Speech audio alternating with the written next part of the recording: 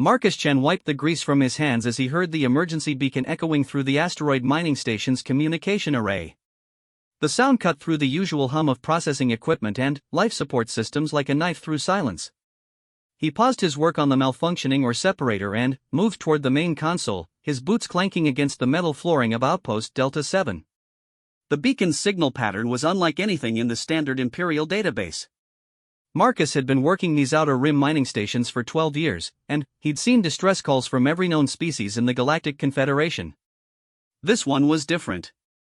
The mathematical progression embedded in the transmission suggested a civilization with technology far more advanced than anything currently catalogued. Arya, analyze the signal pattern and triangulate the source, Marcus commanded the station's artificial intelligence system. Signal analysis complete, Engineer Chen. The transmission originates from coordinates 47.2 degrees galactic north, distance approximately 2.3 million kilometers. The mathematical encoding suggests a previously unknown technological framework. Probability of hostile intent, 12%. Probability of genuine distress, 87%. Marcus ran his fingers through his dark hair, considering his options. Officially, he was supposed to report any unknown contacts to the Colonial Defense Force and wait for instructions. That process could take weeks, and if someone was genuinely in distress, they might not have weeks. The mining station's small shuttle had enough fuel for a round trip to the coordinates, barely. He made his decision quickly, as he always did.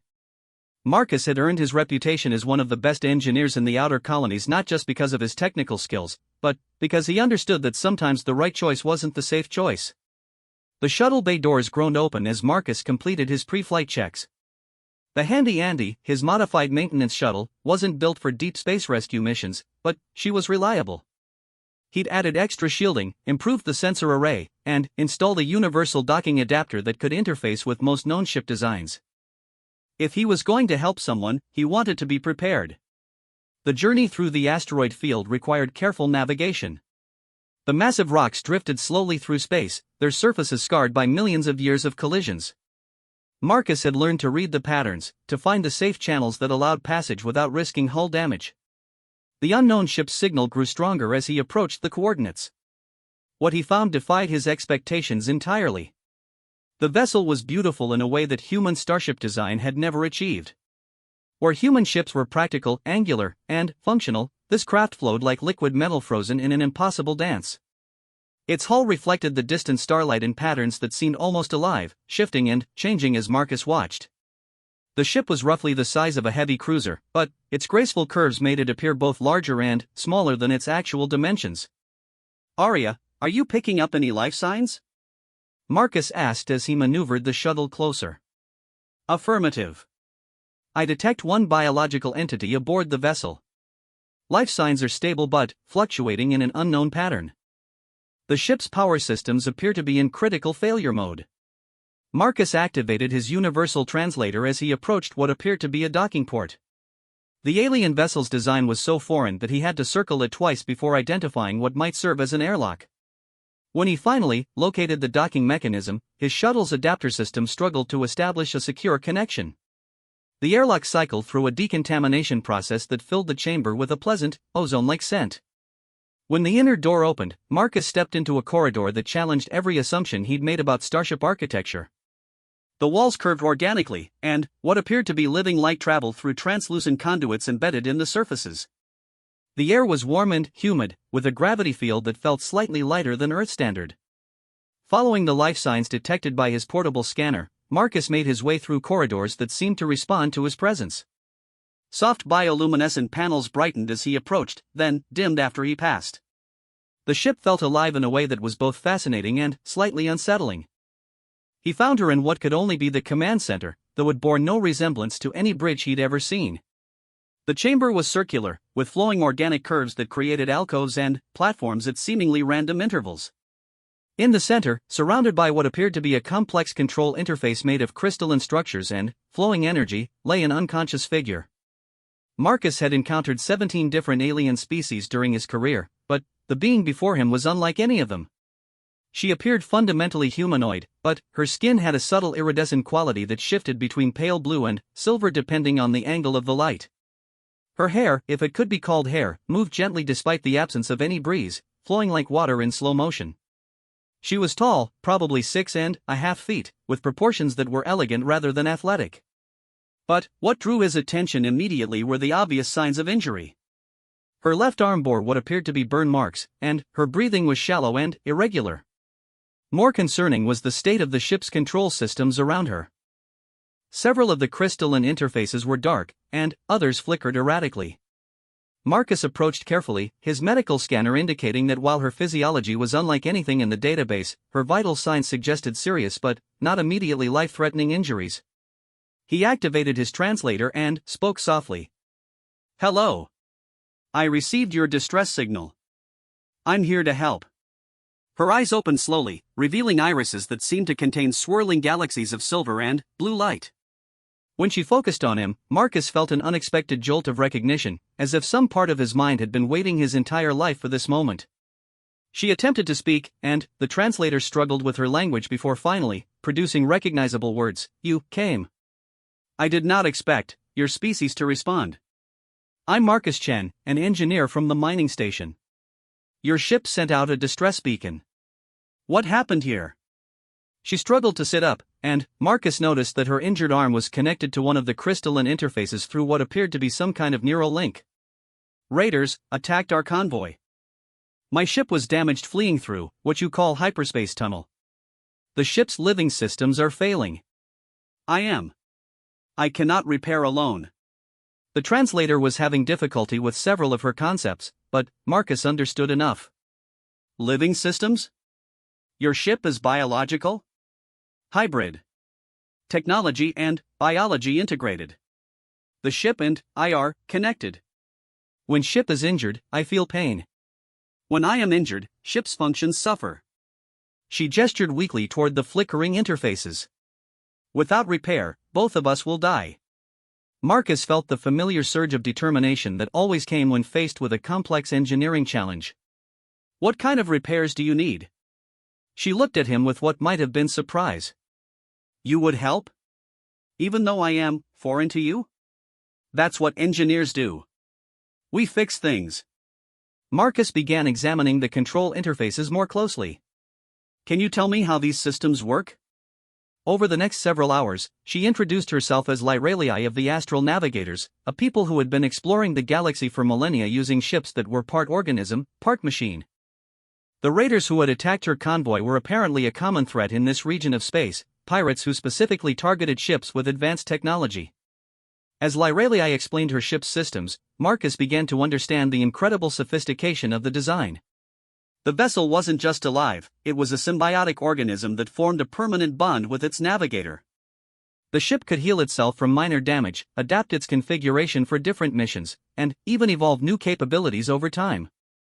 But it required a deep neural connection with its navigator to function properly, and that connection meant that serious damage to either the ship or the navigator could be fatal to both.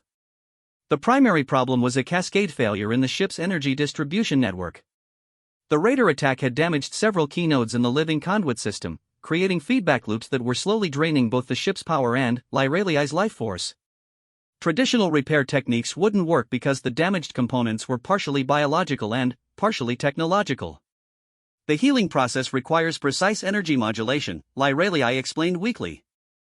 "I know the frequencies needed, but I lack the strength to maintain them while also guiding the repair sequence." Marcus studied the problem with the systematic approach that had made him one of the best engineers in the colonies. The solution required someone to monitor and adjust the energy frequencies in real time while Lyralii focused on directing the ship's healing processes. It was delicate work that would require perfect coordination between them. "I can handle the energy modulation," Marcus said confidently. "But I'll need to understand your interface system." Lyralii hesitated. "The connection is intimate. Your nervous system would need to interface directly with the ship's neural network. For your species, this could be dangerous. Our biology may not be compatible." Marcus had spent his career working with alien technology, adapting human systems to interface with foreign designs. The challenge was more complex than anything he'd attempted before, but the principles were similar. "Show me what needs to be done." With careful guidance from Lyralii, Marcus began the process of establishing a connection with the ship's neural network.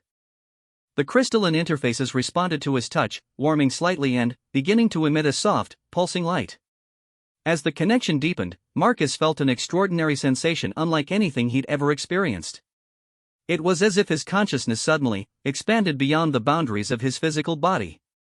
He could sense the ship's pain, feel the damaged pathways like injuries to his own nervous system. But, more than that, he could sense Lyralii's presence in the network, her consciousness intertwined with the ship's living systems in a bond that spoke of years of partnership and mutual trust. The work was intensely demanding. Marcus had to monitor dozens of energy frequencies simultaneously while making minute adjustments to prevent the feedback loops that had been slowly killing the ship. At the same time, he could feel Lyralii guiding the healing process, her consciousness moving through the ship's systems like a skilled physician treating a patient. As they worked together, Marcus began to understand the profound relationship between Lyralii and her ship. It wasn't simply a matter of advanced technology, it was a genuine partnership between two forms of consciousness. The ship was as much a living being as Lyralii herself, with its own personality, preferences, and emotional responses. Hour by hour, the healing progressed. Damaged conduits slowly regenerated, their living components guided by Lyralii's expertise and nourished by the precisely modulated energy that Marcus provided. The ship's pain began to ease, and, with it, Lyralii's condition improved noticeably. But, the work took its toll on both of them. The neural interface required intense concentration, and Marcus found himself mentally exhausted in ways he'd never experienced before. Lyralii, despite her improvement, was still weak from her injuries and the strain of guiding such extensive repairs. As dawn approached on the distant asteroid mining station, Marcus felt a profound change in the ship's systems. The cascade failure had been halted, and the vessel's natural healing processes were now working properly. The crystalline interfaces around them pulsed with renewed strength, and the ambient lighting throughout the command center brightened noticeably. The critical damage is repaired, Lyralii said, her voice stronger than it had been since Marcus arrived. The ship will continue healing itself over the next several days, but the immediate danger has passed. Marcus slowly disconnected from the neural interface, feeling oddly bereft as his consciousness returned fully to his own body. The experience of being connected to the ship and, through it, to Lyralii, had been more profound than anything he'd imagined possible. "You did something remarkable," Lyralii said, studying him with those galaxy-filled eyes. "I have never encountered a being from another species who could interface so naturally with our technology.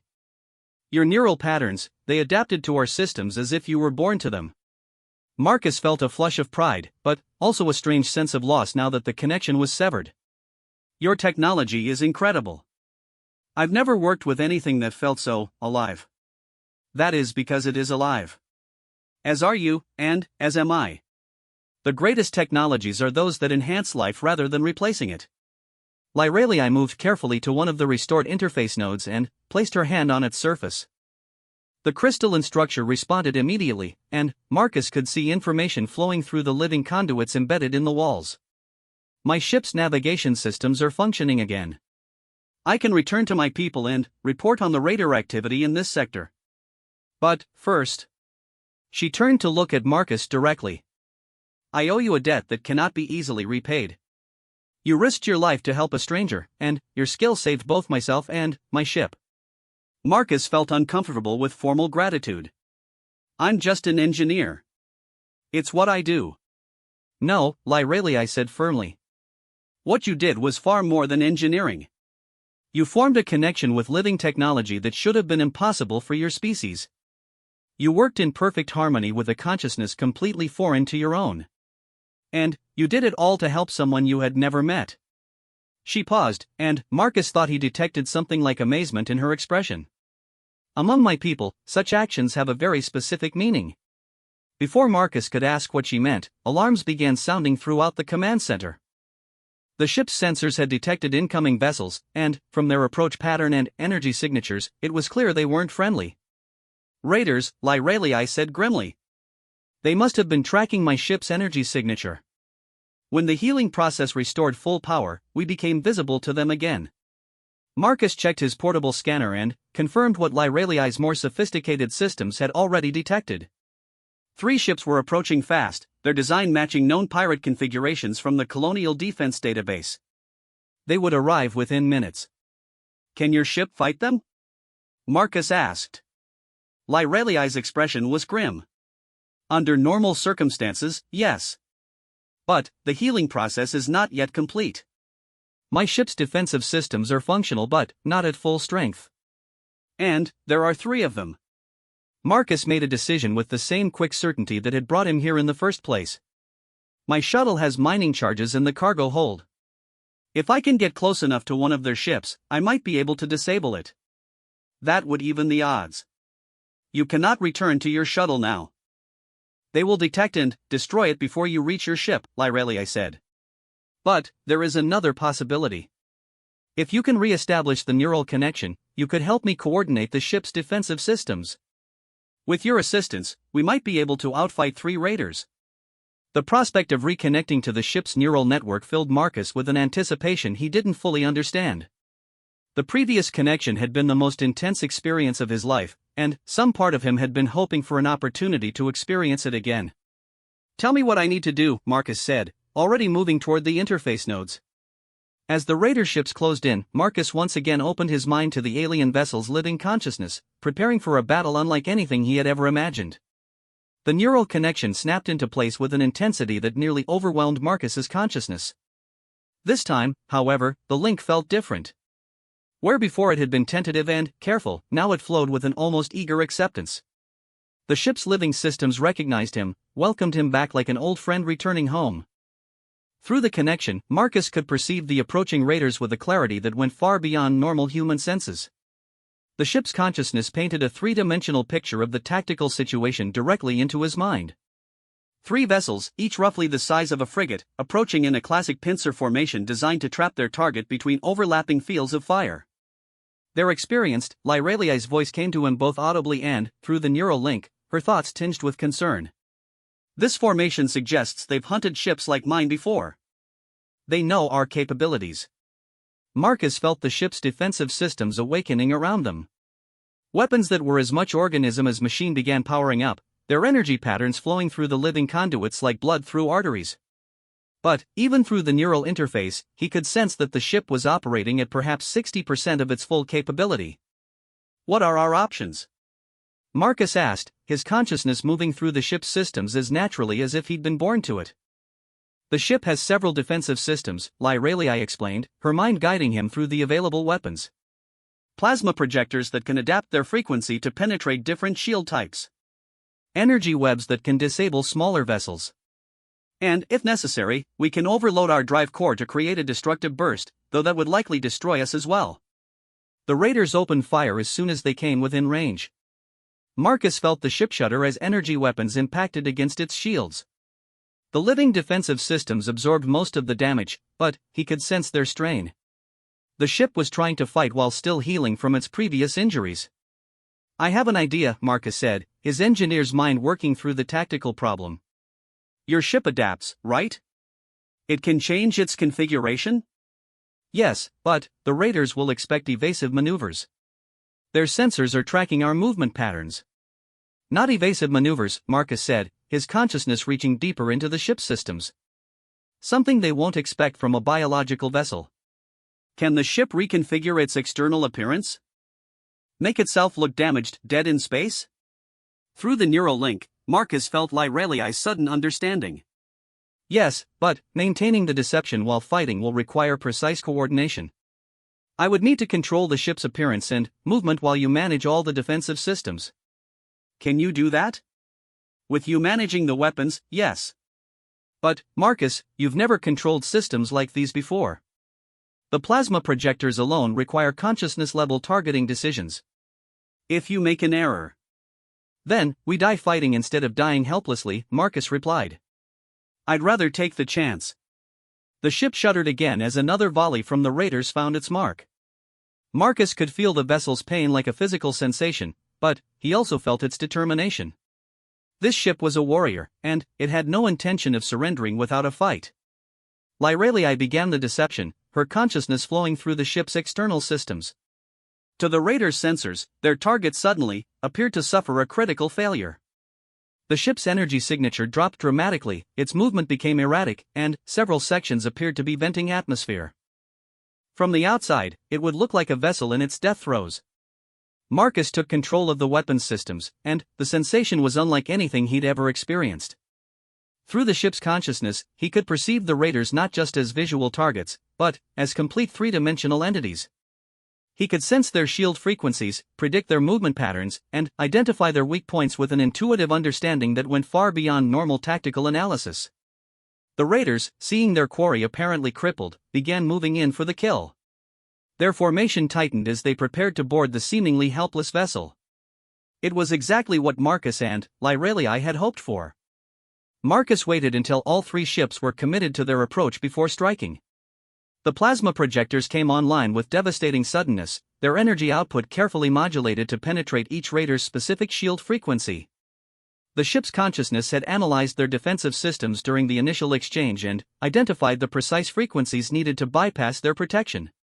The first raider never knew what hit it. Marcus's plasma volley punched through its shields and tore into its engine section. The ship lurched out of formation, trailing debris and atmosphere as its crew fought to regain control. The second raider, caught completely off guard by the sudden reversal, attempted to retreat while firing wildly. Marcus felt the ship dance around the incoming fire with Lyralii's guidance, its movements now fluid and purposeful rather than erratic and failing. The plasma projectors tracked the retreating vessel and struck it amidships, causing a secondary explosion that left it drifting powerless. But the third raider captain was more experienced. Instead of retreating, he launched a spread of missiles while accelerating directly toward their position, apparently intending to ram. The impact would destroy both vessels, but it would deny Marcus and Lyralii their victory. He's committed to a suicide run, Lyralii's thoughts carried a note of grim respect. A desperate tactic, but it might work. Marcus felt the ship's energy weapons tracking the incoming missiles, but there were too many, and the raider vessel itself was too close. Traditional defensive measures wouldn't be enough. Then, Marcus remembered something from his early engineering training, a principle he'd learned while working on asteroid mining charges. Lyralii, can the ship create a focused gravitational field? Something strong enough to deflect incoming objects? The drive systems can generate localized gravity distortions, but I've never attempted to use them as a weapon. The calculations would be incredibly complex. I can handle the calculations, Marcus said, his consciousness diving deep into the ship's gravitational control systems. Just trust me. What Marcus attempted next should have been impossible. Using the ship's drive systems, he created a series of rapidly shifting gravitational fields in the space between them and the incoming missiles. The fields didn't destroy the projectiles, but they bent their trajectories, sending them spiraling harmlessly past their target. The raider captain, seeing his missiles fail, pressed his attack even more desperately. But Marcus had one more surprise waiting. As the enemy vessel closed to ramming distance, he created a massive gravitational pulse directly in its path. The effect was spectacular.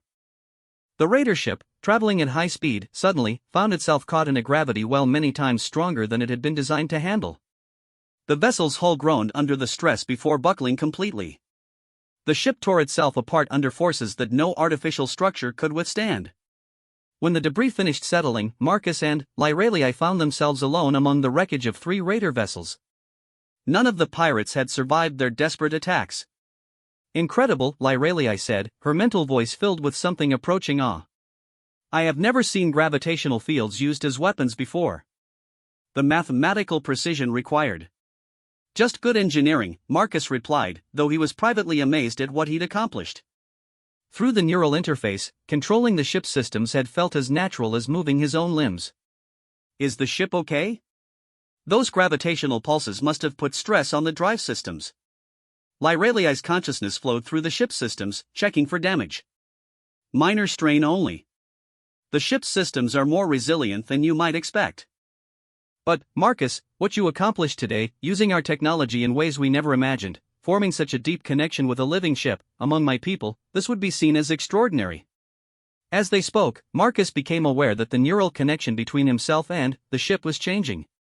Where before it had required conscious effort to maintain, now it seemed to be stabilizing into something more permanent.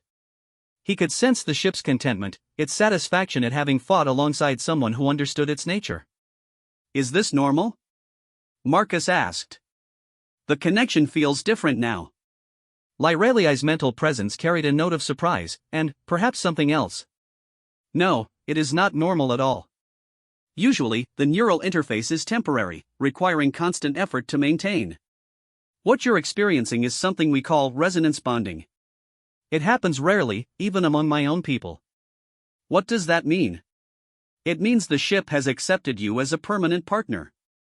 The neural pathways that allow you to interface with its systems have become a part of your consciousness. You are no longer simply using the ship's technology, you have become part of it, and it part of you. Marcus considered this revelation with growing wonder and uncertainty. Is that why everything felt so natural? Why I could control systems I'd never seen before? Exactly. In resonance bonding, the ship shares its knowledge and capabilities with its partner. You were not learning to use our technology, you were remembering abilities that the ship already possessed. Lyreliai paused, and Marcus sensed complex emotions flowing through their shared connection. But, there's something else you should understand. Resonance bonding is not just a technological connection. Among my people, it has deep cultural significance. Before Marcus could ask what she meant, the ship's sensors detected new contacts approaching their position. But, these vessels were different from the raiders. Their energy signatures were elegant and sophisticated, matching the pattern of Lyreliai's ship. My people, Lyreliai said with obvious relief. They must have detected the battle and come to investigate. As the approaching ships drew closer, Marcus began to sense them through his connection to Lyreliai's vessel. Like her ship, these craft were living entities, their consciousness touching the edges of his awareness like curious animals investigating a newcomer. Lyreliai, one of the incoming ships transmitted, we detected weapons fire and came as quickly as possible. Are you injured? I am well, Navigator Thalen, Lyreliai responded. Thanks to the assistance of an unexpected ally. Prepare to be amazed. Over the next several hours, Marcus found himself the center of attention from an entire squadron of astral navigators. They boarded Lyreliai's ship with expressions of wonder and curiosity, examining both the battle damage and the evidence of the healing that Marcus had helped facilitate. The navigators were uniformly tall and elegant, with the same iridescent skin and flowing hair as Lyreliai. But what struck Marcus most was their reaction to him. They approached with a mixture of respect and fascination that seemed to go beyond mere gratitude. You have achieved something remarkable, human Marcus, said Navigator Thalen, who appeared to be the senior member of the group. Not only did you save our sister's life, but you formed a resonance bond with her ship. In our recorded history, this has never happened with a member of another species. I was just doing my job, Marcus said, though he was beginning to understand that what had happened was far more significant than he'd initially realized. You were doing far more than that, Thalen replied. Among our people, resonance bonding carries great meaning. It indicates a compatibility of spirit that goes beyond mere technical skill. Those who can form such bonds are considered to have touched something fundamental about the nature of consciousness itself. As the navigators continued their examination of the ship, Marcus learned more about their culture and their relationship with their vessels. Each navigator spent years learning to interface with their ship, developing a partnership that often lasted for centuries. The ships themselves were ancient beings, some having served dozens of different navigators over millennia. But resonance bonding was something different entirely. It created a permanent connection that linked navigator and ship at the deepest level of consciousness. Those who achieved such bonds were revered among their people as having reached a level of harmony with technology and life that represented an ideal of their civilization. There is something else, Lyreliai said privately to Marcus as the other navigators continued their work. Resonance bonding traditionally marks the beginning of a much deeper relationship.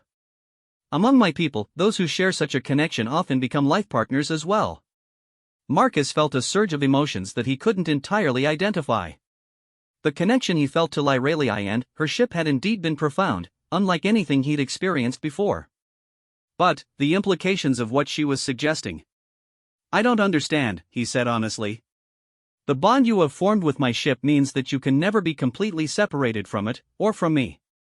The neural pathways that connect us will remain active regardless of physical distance. We are, in a very real sense, permanently linked. Lyreliai's expression was serious, but Marcus thought he detected something hopeful in her galaxy-filled eyes. This creates certain obligations. Navigator Thalen approached them before Marcus could respond. "We have completed our preliminary examination," he said formally. "The evidence of resonance bonding is clear and unambiguous. The ship's neural pathways show permanent adaptation to accommodate human consciousness patterns. This is unprecedented." "What does that mean for Marcus?" Lyralii asked. "It means that he can no longer be considered simply a member of his own species," Thalen replied gravely. "The changes in his neural structure are permanent. He has become something new, a hybrid consciousness that bridges our two peoples." Marcus felt a moment of panic.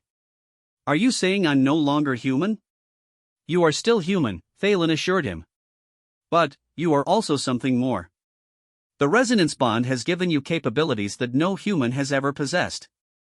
You can interface with our living technology as naturally as we do. You can sense the consciousness of our ships and understand their needs. And, most importantly, you have proven that the barriers between different forms of consciousness can be overcome." As the implications of his transformation began to sink in, Marcus realized that his life had been fundamentally changed. He could never return to simple asteroid mining and routine engineering tasks. The connection to Lyralii's ship had awakened something in his consciousness that demanded a broader purpose. But, perhaps most significantly, he was beginning to understand that the reward mentioned in the distress signal translation had never been material. The true reward was the connection itself, the opportunity to become part of something larger than himself. As the Navigator Squadron prepared to escort them to their home worlds, Marcus stood beside Lyralii in the command center, their consciousness still linked through the ship's neural network. Whatever challenges lay ahead, he would face them with capabilities he had never imagined and partnerships that transcended the boundaries of species and culture. The real adventure, he realized, was just beginning. The journey to the Astral Navigator homeworld took 3 weeks, traveling through hyperspace corridors that Marcus could now perceive through his connection to Lyralii's ship. What should have been a disorienting experience became instead a revelation of the hidden architecture that underlay galactic civilization. The hyperspace tunnels weren't empty conduits, but living pathways maintained by an ancient network of consciousness that spanned the galaxy. "Your people built this," Marcus said to Lyralii as they moved through one particularly complex junction where dozens of hyperspace routes converged. Through the ship's senses, he could perceive the massive engineering project that had created these stable passages between star systems. "Not built," Lyralii corrected gently. "Grown. The hyperspace network is a living system, nurtured over millions of years by countless generations of navigators. Each ship that travels these routes contributes to their maintenance and growth." Marcus marveled at the scope of such an undertaking. His own species had only recently developed faster-than-light travel using crude jump drives that tore temporary holes in spacetime. The Navigator approach was elegant by comparison, sustainable and symbiotic rather than destructive. As they traveled, Marcus learned more about Navigator society and culture. Their civilization was ancient beyond human comprehension, with recorded history stretching back over 1,000,000 years. They had evolved alongside their ships, developing biotechnology that blurred the lines between organism and machine, consciousness and computer. But, for all their technological sophistication, the Navigators faced challenges that were surprisingly familiar. Pirates and raiders threatened their trade routes, just as they threatened human shipping. Political tensions existed between different Navigator factions, despite their shared cultural values. And, most significantly, their population was slowly declining as fewer young navigators proved capable of forming the deep bonds with living ships that their society required. "Resonance bonding has become increasingly rare," Lyralii explained during one of their long conversations in hyperspace.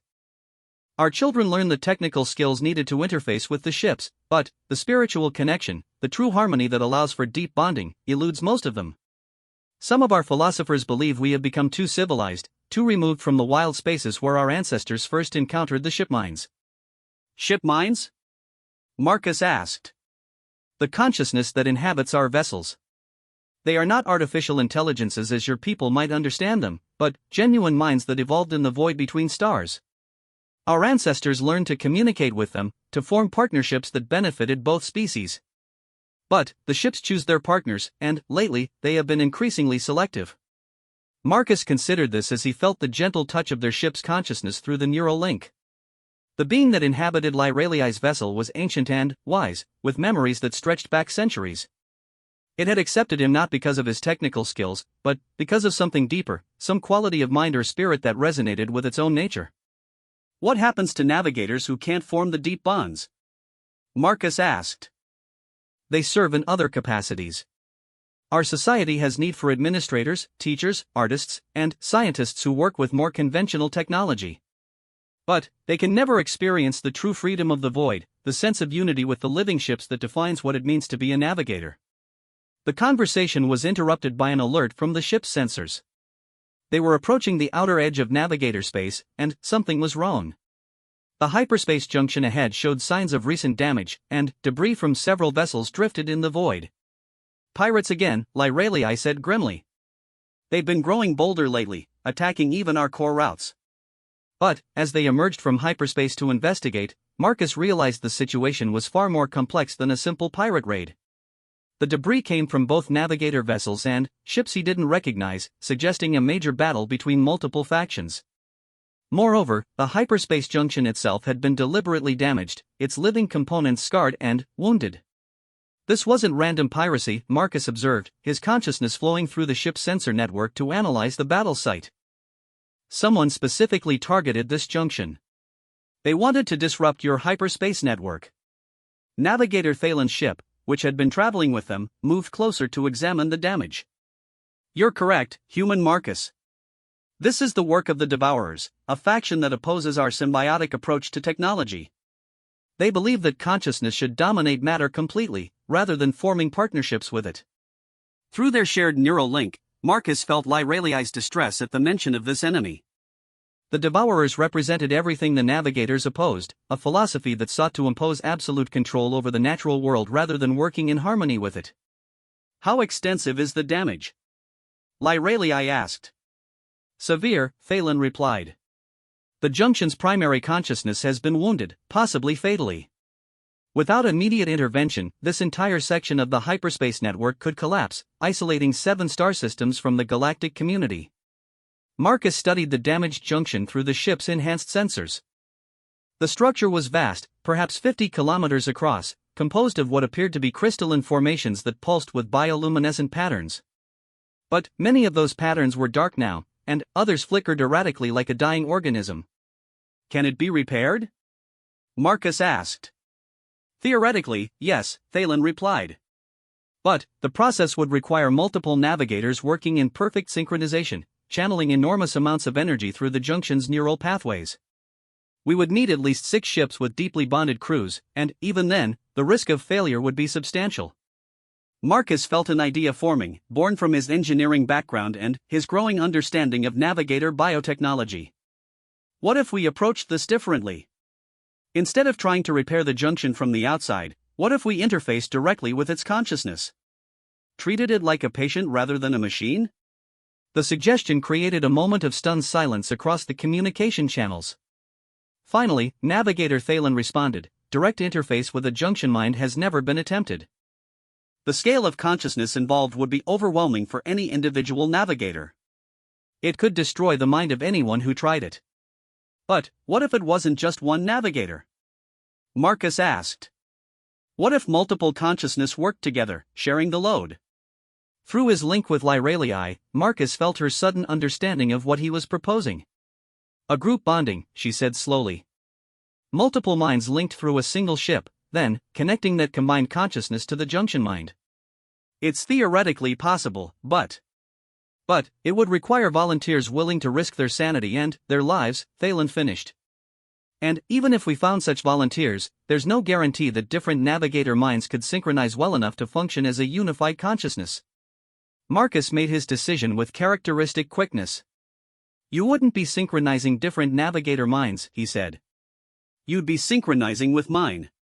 The resonance bond I've formed with Lyralii's ship has already proven that human consciousness can adapt to your technology. Maybe it can serve as a bridge between multiple navigator minds. The proposal sparked intense debate among the navigator squadron. Some argued that the risk was too great, that they should simply report the junction damage to their authorities and wait for a more conventional solution. Others pointed out that conventional solutions might take months to implement, during which time the junction's consciousness would likely die completely. Lyralii, speaking through their private neural link, expressed her own concerns. Marcus, what you're proposing could fundamentally change your consciousness. The neural patterns of 6 different navigators flowing through your mind simultaneously, there's no way to predict what effect that might have on your humanity. And if we don't try, 7 star systems lose their connection to the galactic community, Marcus replied. How many people die when trade routes collapse? How many civilizations stagnate in isolation? Sometimes the risk is worth taking. After several hours of discussion, they reached a consensus. 6 navigator vessels would attempt a group bonding through Marcus's consciousness, using his connection to Lyraliai's ship as the focal point. The combined mental energy would then be directed toward the damaged junction, attempting to stabilize its consciousness long enough for natural healing processes to begin. The preparation required careful coordination. Each participating navigator had to open their neural pathways to the group connection, while their ships aligned in a complex 3-dimensional formation around the damaged junction. Marcus found himself at the center of an unprecedented experiment in cross-species consciousness merger. When the connection activated, the sensation was indescribable. Marcus's awareness suddenly expanded to encompass not just Lyraliai's ship, but 6 different navigator consciousnesses and their vessels. Each mind was unique, with its own personality, memories, and perspectives, but they flowed together through Marcus's consciousness like tributaries joining a great river. The combined mental energy was staggering. Marcus felt as if he had become a conduit for the collective will of an entire species, their thoughts and capabilities flowing through his consciousness toward the damaged junction. But, instead of being overwhelmed, he found that his human perspective provided a stabilizing influence, a central point around which the navigator minds could organize themselves. Reaching out to the junction's wounded consciousness was like trying to embrace a dying star. The entity was vast beyond comprehension, its thoughts moving on timescales that span centuries. But it was definitely dying, its neural pathways failing as the damage from the Devourer attack spread through its system. Through the combined navigator consciousness, Marcus began to understand the true nature of the hyperspace network. It wasn't simply a transportation system, but a nervous system for galactic civilization itself. The junction minds were the neurons in a vast brain that connected thousands of star systems, facilitating not just physical travel but the flow of information, culture, and consciousness across incredible distances. The repair process required them to literally think with the junction mind, to become part of its consciousness while simultaneously guiding its healing. Marcus found himself remembering the junction's birth millions of years ago, when young navigator explorers had first encountered the wild consciousness drifting in the void and learned to communicate with it. He experienced the junction's joy as the hyperspace routes were established, connecting previously isolated worlds and species. He felt its pain as the network grew, stretching the consciousness across ever greater distances. And he shared its grief at the recent attack, the first time in eons that any being had tried to deliberately wound it. The healing process was like conducting a symphony where every instrument was a different aspect of consciousness. Marcus found himself coordinating the efforts of 6 navigator minds while simultaneously guiding the junction's own repair mechanisms. Energy flowed through neural pathways that spanned hundreds of kilometers, re-establishing connections that had been severed and encouraging the growth of new pathways to bypass irreparable damage. Hour by hour, the junction's consciousness grew stronger. The erratic flickering of its bioluminescent patterns gradually stabilized, and Marcus could sense the return of coherent thought processes within the vast mind. But the effort was taking its toll on all of them. The navigator crew members were showing signs of mental exhaustion, and Marcus himself felt his consciousness stretched to its absolute limits. Just as they reached the critical point where the junction's natural healing processes could take over, Marcus became aware of new contacts approaching their position. Ships were emerging from hyperspace, but their energy signatures were unlike anything in the Navigator database. Devourers, Lyraliai said through their strained neural link. They've come to finish what they started. The approaching fleet consisted of vessels that seemed to embody a philosophy completely opposed to the Navigator approach. Where Navigator ships flowed with organic curves and living systems, the Devourer vessels were angular and mechanical, their hulls scarred with what appeared to be ritual markings. They moved with aggressive purpose toward the junction repair site. We can't break the connection now, Navigator Thalen transmitted urgently. The junction's consciousness is still too fragile. If we withdraw the group bonding before the healing process stabilizes, all our work will be lost. Marcus found himself facing an impossible choice. They could abandon the repair effort to defend themselves, dooming the junction and the 7 isolated star systems. Or they could continue the healing process while defenseless, allowing the Devourers to complete their destructive work. Then, Marcus realized there might be a third option. The group bonding had connected him not just to 6 navigator minds, but to their ships as well. Through the collective consciousness, he could perceive and, potentially control the weapons systems of the entire squadron. "Lyralii," he said through their private link, "can the group bonding be maintained while the ships maneuver independently?" "It's never been tried," she replied. "The neural coordination required would be staggering. And, you're already at the limits of what any consciousness can handle." "I need you to trust me," Marcus said. "And, I need all the navigators to trust me. We're going to fight and heal simultaneously."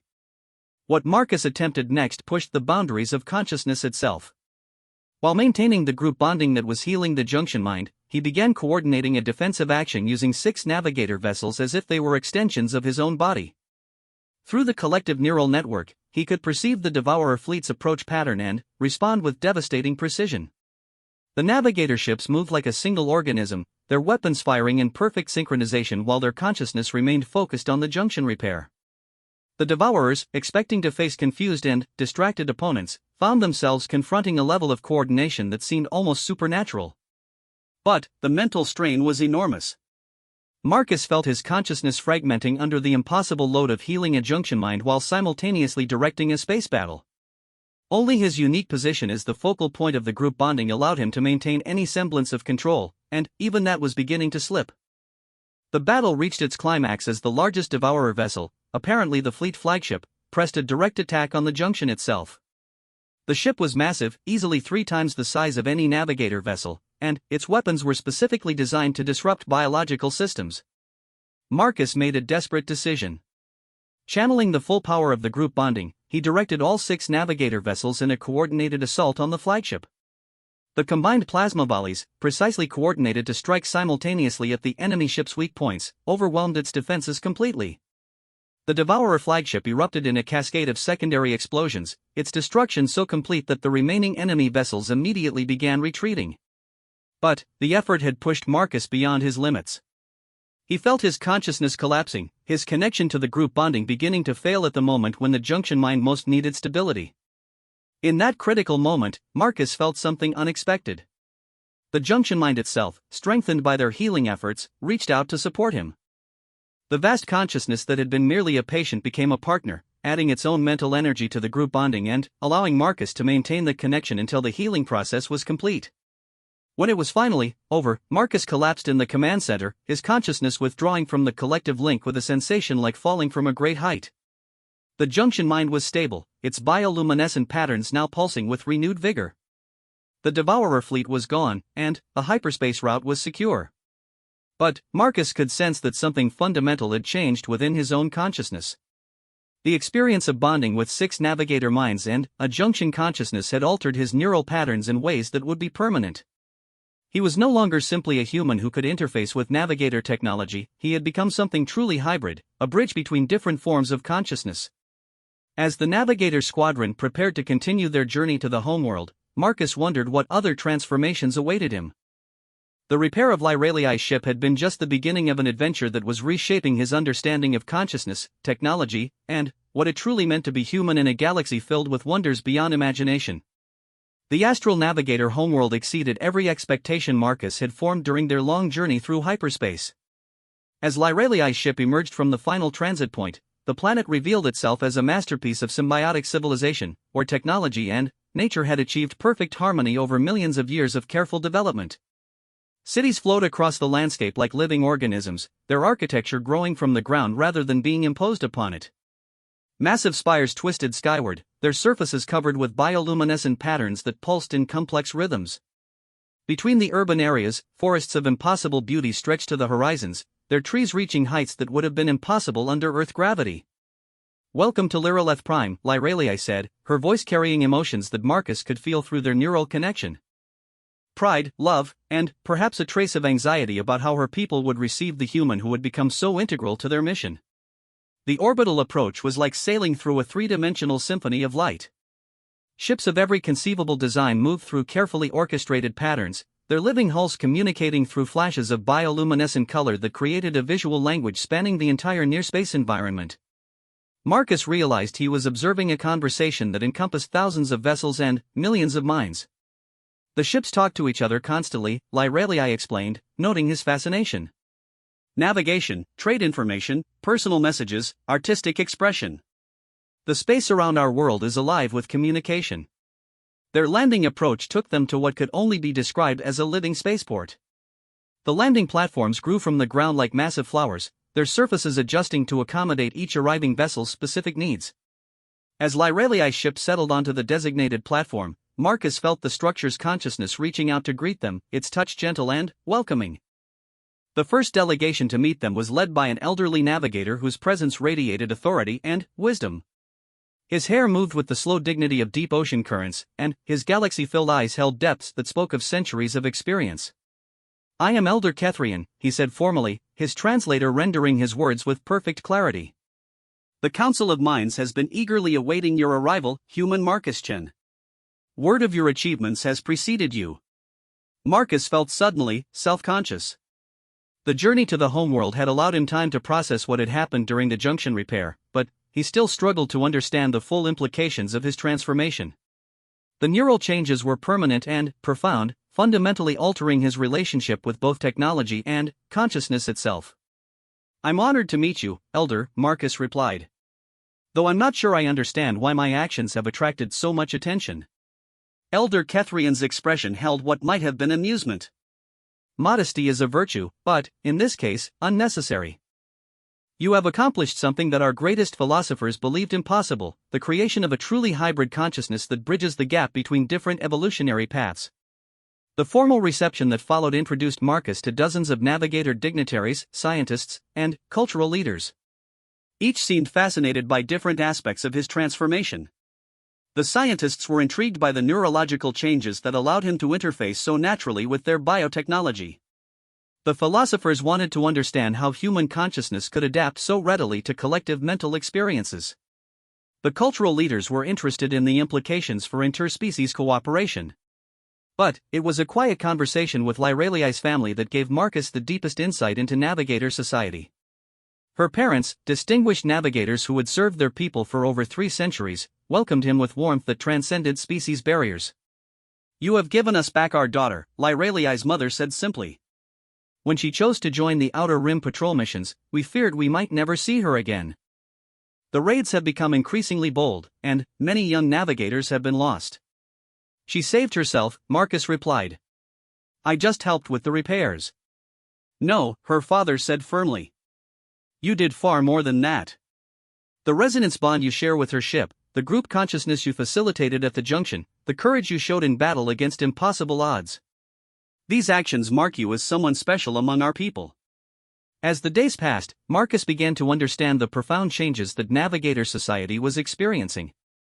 The decline in resonance bonding among young navigators wasn't just a technical problem, it was threatening the very foundation of their civilization.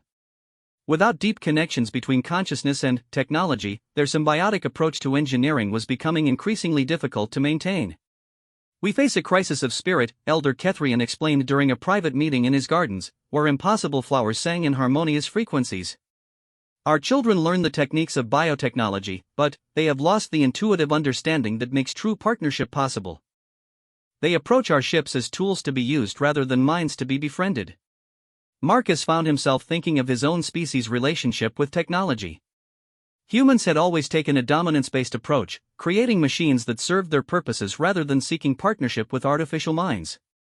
Even their most advanced AI systems were designed to be controlled rather than collaborated with. "What if the problem isn't with your children?" Marcus suggested. "What if it's that your ships have evolved beyond the consciousness patterns that your people originally learned to connect with?" The idea sparked intense debate among navigator philosophers and scientists. If the ship minds had continued evolving over millions of years while navigator consciousness had remained relatively stable, it might explain why the ancient bonding techniques were becoming less effective. Marcus proposed a radical solution. Instead of trying to force young navigators to adapt to unchanged bonding methods, why not develop new techniques that could bridge the evolutionary gap? His unique position as a hybrid consciousness might allow him to serve as a translator between navigator minds and the evolved ship consciousnesses. The experiment they designed was unprecedented in navigator history. 20 young navigators who had failed to achieve deep bonding with their assigned ships volunteered to work with Marcus in developing new interface techniques. Using his hybrid consciousness as a bridging medium, they would attempt to establish connections that had previously been impossible. The first session took place in a specially prepared facility where ship minds could manifest their consciousness through crystalline matrices. Marcus found himself serving as a living translation interface, helping young navigator minds communicate with ship consciousnesses that had evolved beyond their ancestors' understanding. The breakthrough came during the third week of experimentation. A young navigator named Koralth, who had never successfully bonded with any ship, suddenly achieved a deep connection with an ancient vessel that had been without a partner for over a century.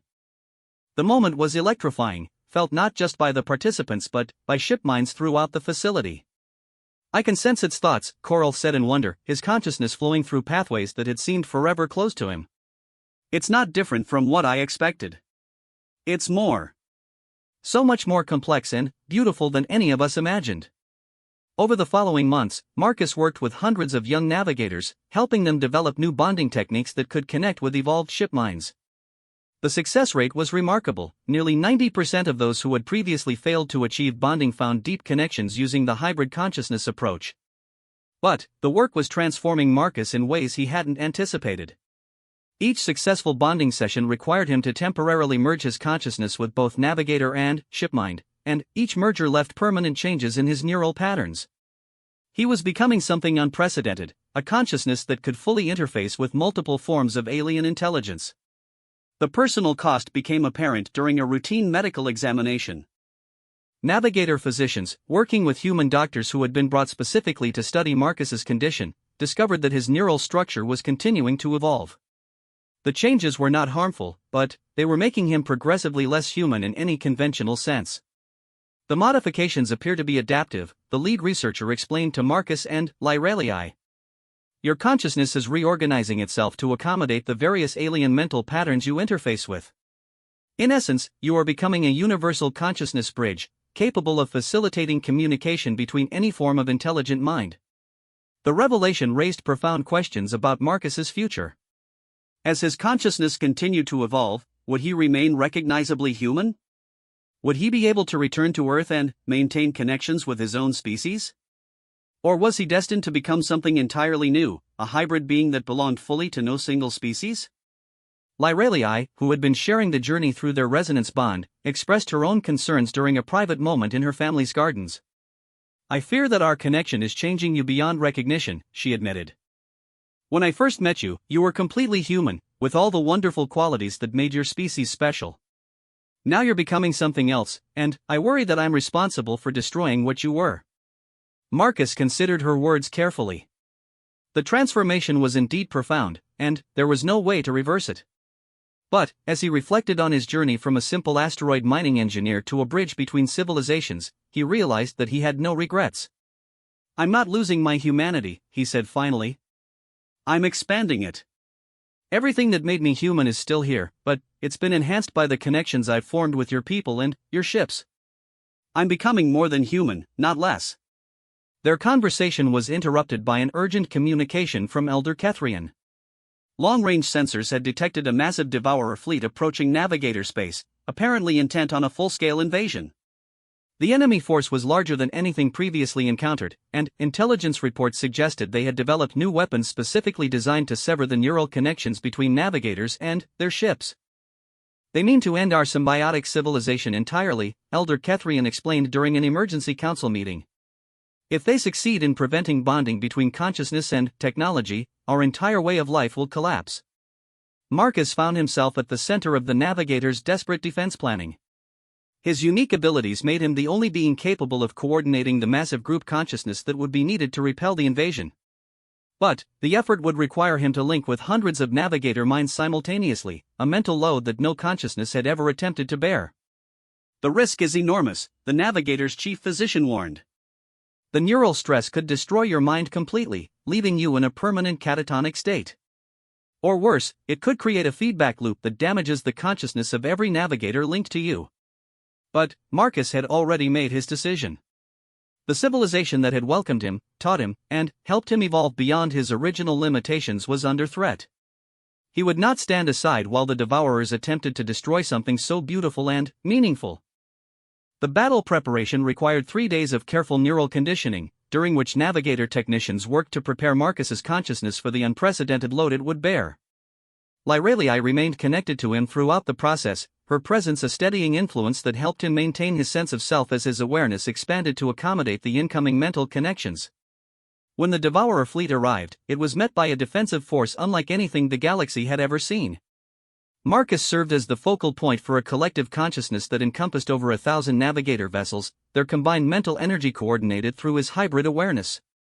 The resulting entity was something new in galactic civilization, a truly collective intelligence that retained the individuality of its components while achieving perfect unity of purpose. The battle was fought on multiple levels simultaneously.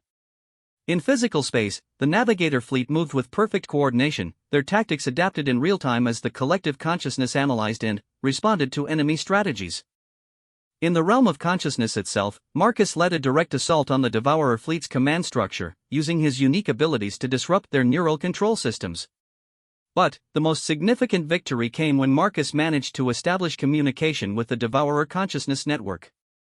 What he discovered challenged everything both civilizations believed about their eternal conflict. The Devourers weren't motivated by mere destructiveness, they were trying to preserve their own form of collective consciousness, which they believed was threatened by the navigator approach to technology. Through patient mental diplomacy, Marcus managed to demonstrate that symbiotic and dominance-based consciousness could coexist without destroying each other. The revelation led to a ceasefire that eventually became the foundation for a new era of cooperation between the two civilizations. The aftermath of the battle left Marcus permanently changed once again. The experience of coordinating 1,000-mind collective consciousness had elevated his awareness to levels that transcended individual identity entirely. He had become something unprecedented, a being capable of serving as a bridge not just between different species, but between different forms of consciousness itself. As he stood with Lyralii in the gardens of her family home, watching the binary sun set over the navigator homeworld, Marcus reflected on the journey that had brought him so far from his origins as a simple human engineer. The reward he had received for repairing an alien starship had been far greater than anything material could have been, the opportunity to evolve beyond the limitations of his birth species and become something truly universal. "Do you regret any of it?" Lyralii asked, her consciousness touching his through their permanent bond. Marcus smiled, feeling the vast network of connections that now comprised his awareness. Through his hybrid consciousness, he could sense the contentment of shipminds throughout navigator space, the growing cooperation between former enemies, and the bright potential of a galaxy where different forms of consciousness could work together in harmony. "No regrets," he said simply. "Only gratitude for the chance to become more than I ever imagined possible." Together, they stood watching the stars emerge in the alien sky, two beings whose love had transcended the boundaries of species to become something that belonged to the galaxy itself.